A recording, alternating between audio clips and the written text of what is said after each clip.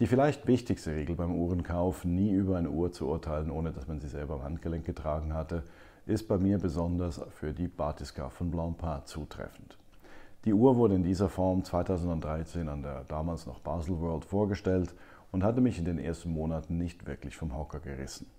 Kurze Zeit später und damit nunmehr seit über 10 Jahren auf meiner Top-Liste ist die Uhr eine meiner absoluten Favoriten. Damit muss ich gleichzeitig aber anmerken, dass meine Favoritenliste nicht wirklich Aussagekraft hat, denn sie basiert auch unter anderem darauf, welche Uhr ich schon hatte, welche Uhr ich schon gereviewt hatte, welche ich fotografieren konnte, mit welcher ich Zeit verbringen konnte und.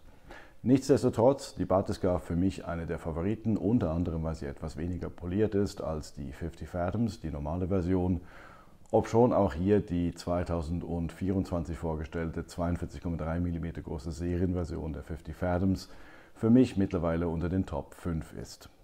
Zurück zur Bathyscaphe. Die Uhr ist ironischerweise benannt nach dem Tauchgefährt von Picard, das natürlich Berühmtheit erlangt hat durch die Teilnahme von Rolex, was in den 60er Jahren, als die Bathyscaphe als quasi zivile Variante der 50 Fathoms lanciert worden war, vielleicht nicht ganz so auf dem Radar der namensgebenden involvierten Personen war. Die Uhr misst in dieser Form 43 mm, etwas mehr, wenn das Gehäuse aus Keramik ist, und sie stellt mit einem aktuellen Listenpreis von 10.300 Schweizer Franken die eigentlich günstigste Variante dar, an das 13-15 Kaliber von Blancpain zu kommen. Dabei handelt es sich um ein Top-Kaliber modernster Produktion, das 120 Stunden Gangreserve hat und über erhöhte antimagnetische Eigenschaften verfügt und sich in den doch nunmehr über 15, 16 Jahren, 17 Jahren auf dem Markt durchaus als Klassiker bereits bewiesen hat. Die Bathyscaphe wurde 2013 in einer Edelstahlvariante und in einer Variante mit einem Titangehäuse, das keramisiert worden war, vorgestellt.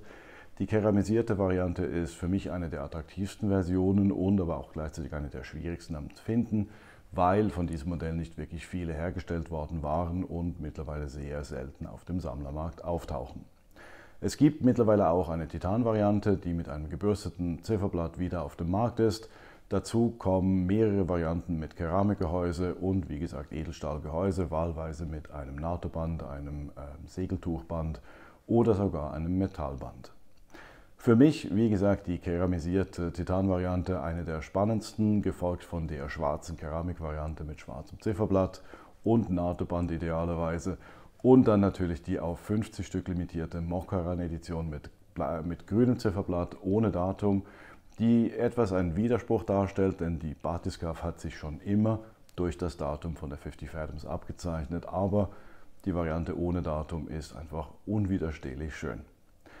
Wer mehr über das Modell erfahren möchte, unter anderem auch die Chronographenversion, die kurz nach der Einführung der Bathyscaphe 2013 lanciert worden war und mit einem Schnellschwinger-Chronographenwerk ausgestattet worden ist, das nicht minder erfolgreich am Markt ist wie das Automatik-Kaliber 1315.